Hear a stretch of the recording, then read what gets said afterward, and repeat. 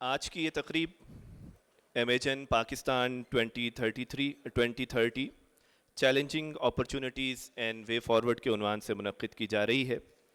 آج کی اس تقریب میں پاکستان کے گڈ گورننس اور انتظامی یونٹس کو ایسی سطح پر لے جانا جس سے پاکستان ترقی کی منازل طے کر سکے، اس مقصد کے لیے اس کو منعقد کیا جا رہا ہے۔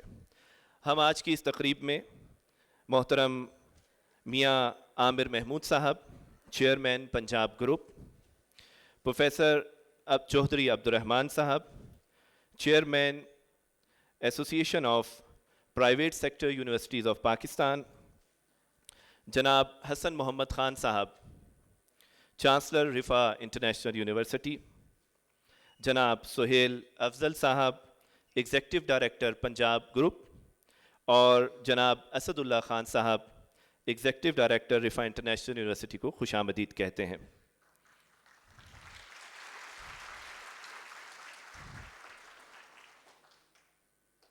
آج کی یہ تقریب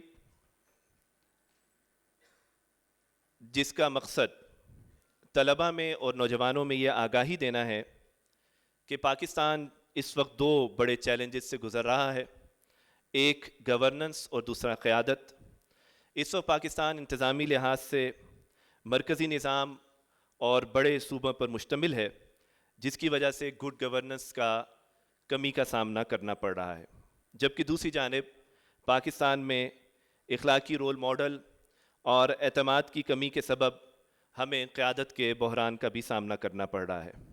اس حوالے سے اس وقت پاکستان میں پرائیویٹ سیکٹر یونیورسٹیز ایسوسی ایشن نے ایک آگاہی مہم کا آغاز کیا ہے، جسے امیجن پاکستان 2030 کا نام دیا گیا ہے، جس کی ٹیگ لائن حکمرانی آپ کی دہلیز پر اور عوام کو بااختیار بنانا ہے۔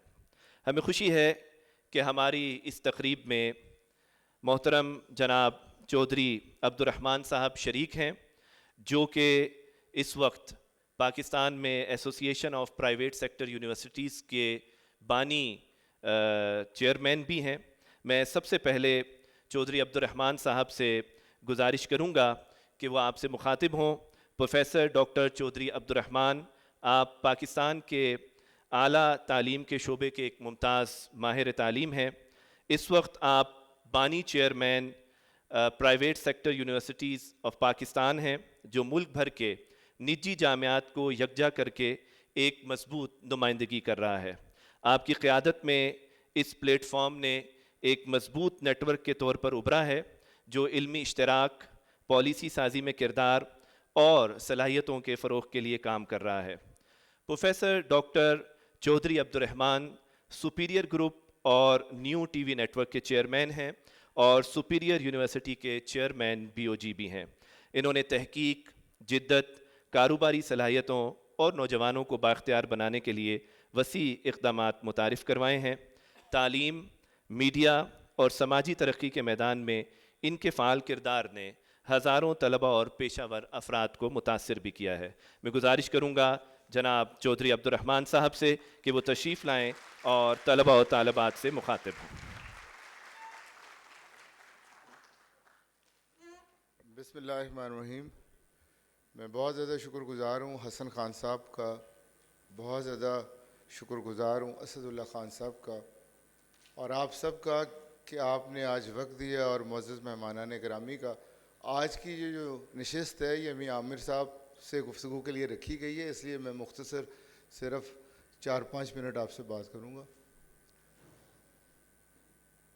مجھے آج پاکستان کی تقدیر بدلتی بھی نظر آ رہی ہے، اور میں آج ہسٹری میں کہیں پہنچ چکا ہوں جب علی گڑھ یونیورسٹی میں اسی طرح طلباء کا سیمینار ہو رہا ہوگا اور پاکستان کی بات ہو رہی ہوگی، لے کے رہیں گے پاکستان، بن کے رہے گا پاکستان۔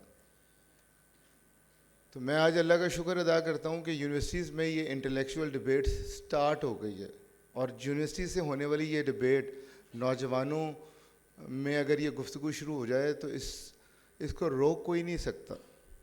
امیجن پاکستان 2030 کا پہلا آبجیکٹو کیا ہے کہ ہم پاکستان کو کیسا دیکھنا چاہتے ہیں۔ افسوس ہمیں 79 ایئرز گزر چکے ہیں، جس پاکستان کا خواب دیکھا گیا تھا یہ ویسا پاکستان نہیں بن سکا. پچھلے 2-3 سال سے تو حالات بڑے ہی خراب تھے. 9 مئی میں جب نوجوانوں کو کبھی ادھر آگ لگاتے کبھی ادھر آگ لگاتے دیکھا تو اب سب پریشان تھی کہ یہاں پر تو اکنامک ایکٹیویٹی بھی رک گئی ہے اور میرے پاس ینگسٹرز ہیں, ان ینگسٹرز کے لیے ہم کیا اپرچونیٹیز لے کے آ سکتے ہیں. تو association of private sector universities نے ریسرچ شروع کروائی کہ میرے نوجوان کے مسائل کیا ہیں اور ہم آگے کیسے جا سکتے ہیں. اور ان کی جاب, دراصل یہ سارا کچھ جاب پلیسمنٹ سے شروع ہوا تھا کہ میں اپنے نوجوانوں کے لیے اپرچونیٹیز ملازمت کی کیسے تلاش کر سکتا ہوں. جب ہم امپلائرز کے پاس گئے تو امپلائر نے کہا کہ اسکلز کا مسئلہ نہیں ہے. ہم کبھی انٹرپرینیورشپ شروع کرتے تھے, کبھی 3U1M شروع کرتے تھے, کبھی اسکل سیٹس کی بات کرتے تھے, تو امپلائر نے بالکل الٹی بات کی. امپلائر نے یہ کہا کہ نوجوانوں میں کلیئرٹی آف پرپز نہیں ہے.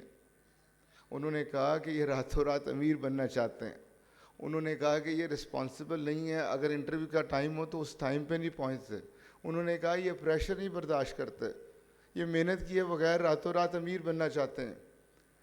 جب ایپسپ نے مزید ریسرچ کی کہ نوجوان ایسا کیوں کر رہے ہیں, کیوں ٹیم میں کام نہیں کرتے, کیوں انسپائر نہیں کرتے, کیوں لیڈ نہیں کرتے, تو پتہ چلا فیکلٹی پہ بہت کام ہونے والا.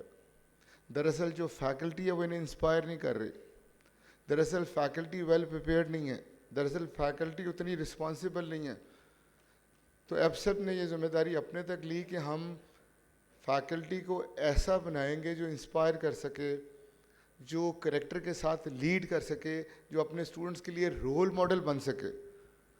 اور رول ماڈل بننے کے لیے آپ کو رول ماڈل کوئی بنانا بھی چاہیے کہ ہم کس کو دیکھ کے آگے چلیں. کون ہے دنیا کا سب سے بڑا لیڈر جس سے ٹیچر انسپائر ہوں اور اس طرح کی پریکٹسز وہ اپنے بچوں میں لے کے آئیں.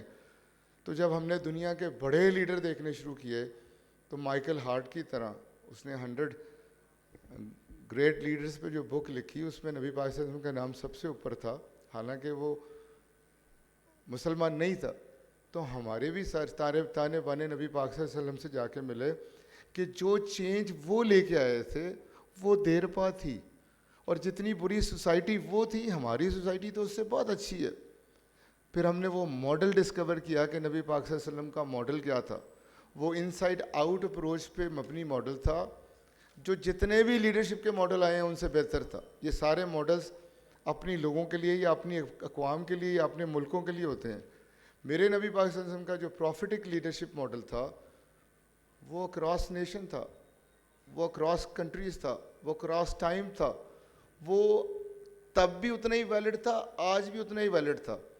اس میں 3 فیزز میں ہوتا ہے کام. سب سے پہلے بندہ اپنے آپ کو رول ماڈل بناتا ہے.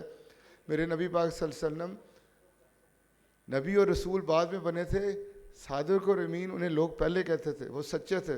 افسوس ہماری قوم کا ٹرانسپیرنسی انٹرنیشنل میں بہت نیچے نمبر ہے. یہ سارے نبی پاک صلی اللہ علیہ وسلم کو ماننے والے ہیں لیکن وہ پریکٹسز کرنے والے نہیں. ان کے نام پر قتل کر دیں گے, لیکن جو ان کی سنتیں تھیں وہ ایماندار تھے, وہ لوگوں کا دکھ درد رکھتے تھے, وہ اللہ پہ یقین رکھتے تھے. وہ پریکٹسز نہیں ہیں. تو ایک تو ہم نے وہ پروفیٹک ماڈل ڈسکور کیا کہ کس طرح ہم اپنے آپ کو چینج کر سکتے ہیں اور انسپائر کر کے اپنے اسٹوڈنٹس کو چینج کر سکتے ہیں اور پھر سوسائٹی کو چینج کر سکتے ہیں. اس ماڈل پہ بات ہوئی. دوسرا, میاں عامر صاحب کی مہربانی ہے, ہماری ایک تقریب میں مہمان خصوصی تھے, وہاں انہوں نے توجہ دلائی کہ آپ انڈیویجول کریکٹر جتنا مرضی چینج کر لیں گے, جب تک یہ سسٹم چینج نہیں ہوگا, چاہے اچھے لوگ بھی آپ لے آئیں, ان اچھے لوگوں کو آگے بڑھنے کا موقع نہیں ملے گا. تو ہمیں گورننس کے اس ماڈل پہ غور کرنا ہوگا. کیوں جینون قیادت سامنے نہیں آتی, کیوں لیڈرشپ کرائسس ہے, کیوں پولیٹیکل پروسیس چل نہیں پاتا, کیوں وسائل ایک عام آدمی تک نہیں پہنچتے, کیوں ہمارے اسکول اور یونیورسٹیاں اتنے اچھے نہیں ہیں. تو میں میاں صاحب کا بڑا شکر گزار ہوں کہ انہوں نے توجہ دلائی.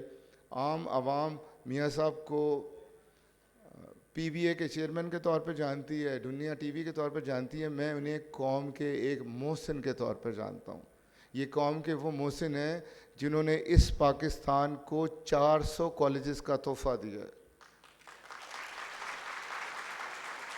یہ قوم کے وہ محسن ہیں جنہوں نے اس قوم کو 3 خوبصورت یونیورسٹیاں دی ہیں. آج آپ دیکھ رہے ہیں کہ پبلک سیکٹر بیٹھ گیا ہے, پرائیویٹ سیکٹر رائز کر رہا ہے اپنی کوالٹی کی وجہ سے. تو اگر میاں صاحب اس دور میں یونیورسٹیاں نہ بناتے, کالجز نہ بناتے, تو میرے اس پاکستان کا کیا حال ہوتا؟ 2.5 کروڑ کے قریب لوگ جو ہیں وہ ان پڑھ ہیں, اور پبلک سیکٹر یونیورسٹی جو ڈیلیور نہیں کر رہی, تو اگر پرائیویٹ سیکٹر سپورٹ کرنے کے لیے نہ ہوتا تو اس ملک کا سسٹم کیسے چلتا, ہیومن ریسورس کو ہیومن کیپٹل میں کیسے کنورٹ کیا جاتا. ہمیں ان ٹرو ہیروز کو ریکگنائز کرنا ہوگا, ان کا شکریہ ادا کرنا ہوگا. میں اب سب کی طرف سے, پاکستان کی طرف سے, نوجوانوں کی طرف سے میاں عامر صاحب کا شکر گزار ہوں. آخر میں ایک دفعہ پھر میں حسن خان صاحب کو مبارکباد دیتا ہوں. آپ دیکھیے گا چھوٹے صوبے بنیں گے, آپ دیکھیے گا کہ نئی قیادت ابھرے گی, آپ دیکھیے گا کہ وسائل عام آدمی تک پہنچیں گے, آپ دیکھیے گا کہ اسکول اور یونیورسٹیوں کی حالت بدلے گی, اور جب بھی بدلے گی حسن خان صاحب اور اسد خان صاحب کا نام آئے گا کہ اسلام آباد میں انیشیٹو انہوں نے لیا تھا. Thank you.